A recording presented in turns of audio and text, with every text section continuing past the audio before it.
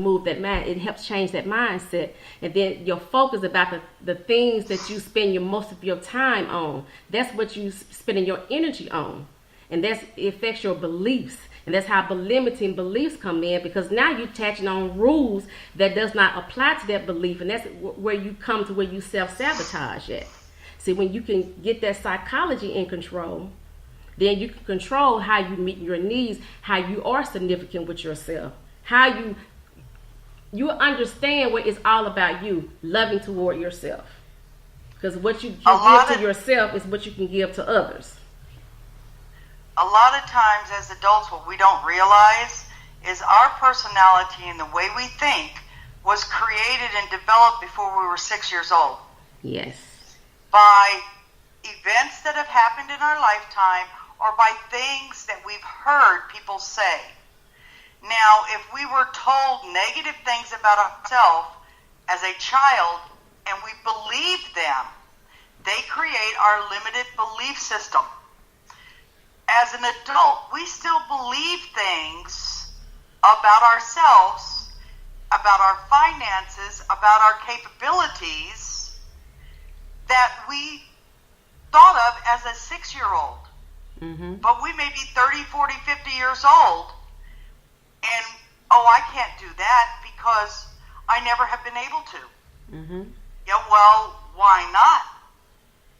That's that limited belief. But until you actually go back and look at that limited belief and understand that you learned it as a child, mm-hmm. and start developing new mindsets, new belief systems, you're not going to break that until you learn that, yes, you are capable of being happy. You are capable of having a real marriage. You are capable of having a loving relationship. You are capable of having your own business. You are capable of having wealth, happiness, a wonderful family, good, well-trained, experienced children that are productive in society. But if you don't break that mindset that was developed when you were a child, you'll never believe that you can do that. Yes. But see, as parents, we take on that belief at 6 years old, and now we're 30-something years old, and we have kids of our own. And what we fail to understand and realize, that thought pattern when we were 6 years old, that is what we are passing on to our children. Exactly. And that's a problem. And we teach them before they're 6, and then when they get older, we're wondering what in the world happened. Yes. But we forgot all about what it was we may have said to them, like, how come you can't be like your sister? How come you can't get good grades? You'll never amount to anything. We may have said it once, but that one time was all it took. And that one time stuck with their brain. They get to adult age, they'll only go so far in life to a certain level, and somewhere in their brain they will literally stop themselves. Even if they have a dream of having success or having the proper family or having a business, they will somehow self-sabotage because mm-hmm. they have that limited life experience and they don't realize it. Yes, they're not understanding the significance that they are feeling at 30 years old.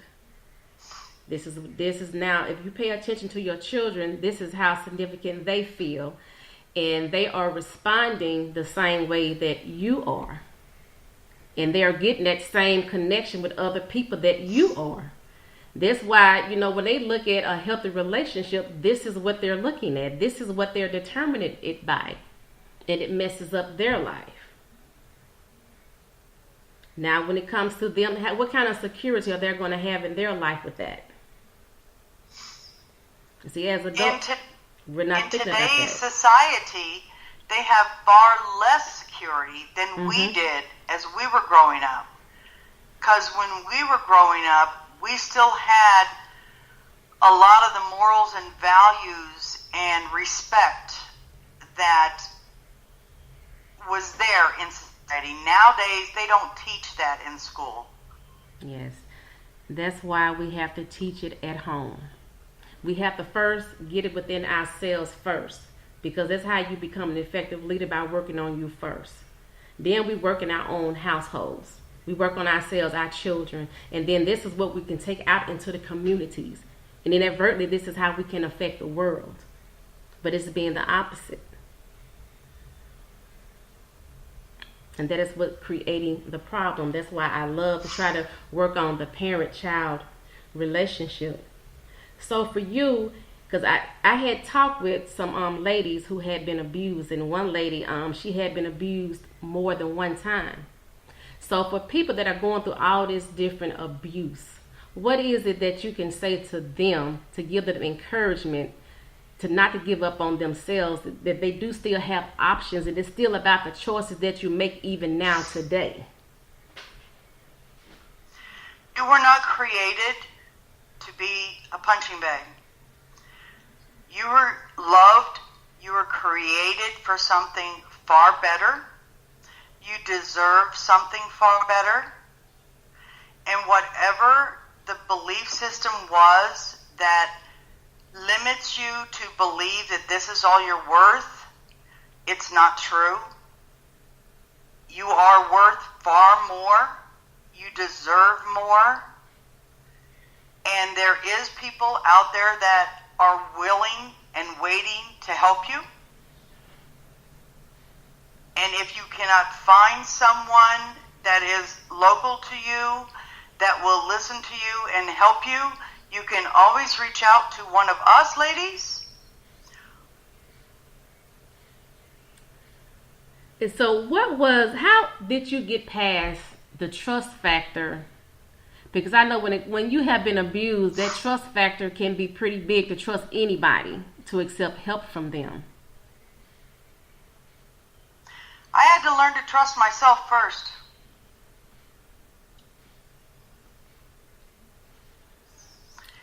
Was that a long process? I blamed myself a lot because it's understandable when you look at yourself, you blame yourself. Well, if I had made the right decision, I would not have chose that person. I would not have put myself in that situation. I should not have done this. I should not have done that. So you blame yourself. And your trust has to start there. You have to start trusting that you are better than you think you were. You have to start believing that you're worth more than you thought you were. You have to have a support system. You have to have a support group, your inner circle that believe in you, that know what you're worth, and the best support system that I can offer someone is that, I know it sounds cliche, but it is so very, very true, is that God loves you, and anyone that really knows that, they understand it. For someone that doesn't know that, they think it's a cliche. They think it's just something to say.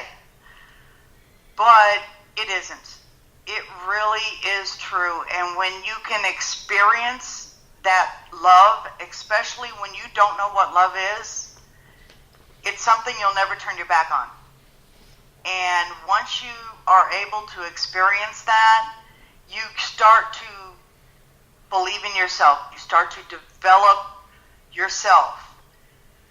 Once you start developing confidence, then you learn to accept that it's okay to fall, it's okay to stumble, and that you're not perfect, and you don't have to be perfect.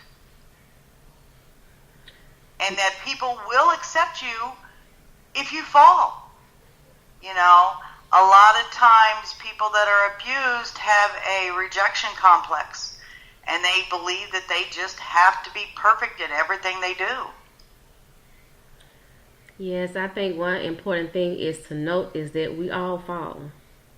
We all make mistakes.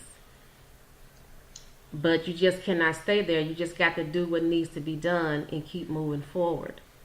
Because you will stay there 5, 10, 15, or 20 years from now. This is where you will find yourself, and then you will just think back years from now, how did I get here?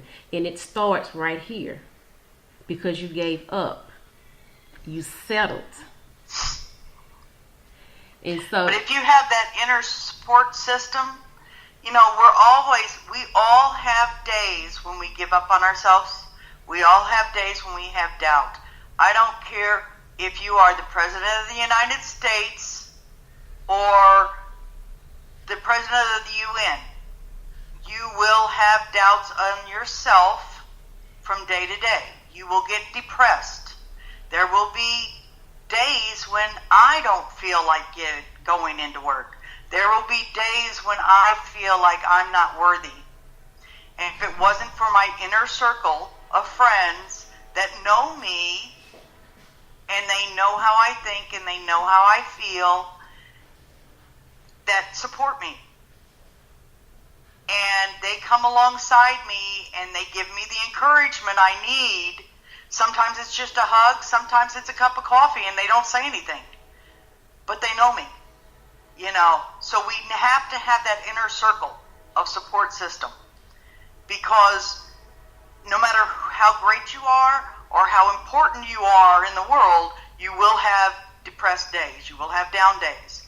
So don't think that, a year out of the abuse, you're doing so well, and all of a sudden you get a down day, and then you spiral downward. Don't allow yourself to do that. When you see it, or you start feeling yourself go down, call your inner circle. Call your friends. Yes, they will help you to get up where you need to be. Yes, that's what I call learning how to deal without dwelling in your circumstance. But sometimes there are those who do not have that circle. Until you can find that circle.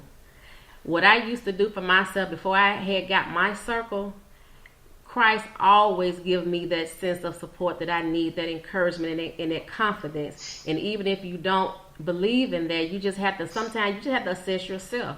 Ask yourself some questions that can benefit you at that moment, at that time. And it's hard when you don't have anybody, but when you don't have anybody, meditate. It doesn't matter what you meditate on, but it doesn't matter what you're meditating about, but it does matter what you're meditating on. And it got to be something positive, something that's going to get you into that space, to keep you grounded for that time being. Because tomorrow is going to come whether we want it to or not. Because there are still days today when I feel bad when I think about my son. But I know I can't stay there. I do what I need to do. I cry and I move on. I know I can't stay there. But if you don't have that support group, call in. At the end of the show, we're going to give you some resources that you can have contact with. Use it. That's what it's there for. It's up to you. This is your life, and it's got to be important to you. Now, Dr. Laura, for you, I love how you go through all your challenges, all these challenges that you have gone through, and to keep the focus that you have to continue to move forward and help other people. How did you come to the space to do that for other people? That was always been calling that's been on my life, to teach people how important their words are and to always help others. I found that coaching other people was what was important, and that's what I had always done. 20 years I've done counseling and coaching for other people, and then I achieved my certification for life coaching, and it just kind of rolled into business coaching instead. So I started doing that. But it's just a matter of helping people find their dream.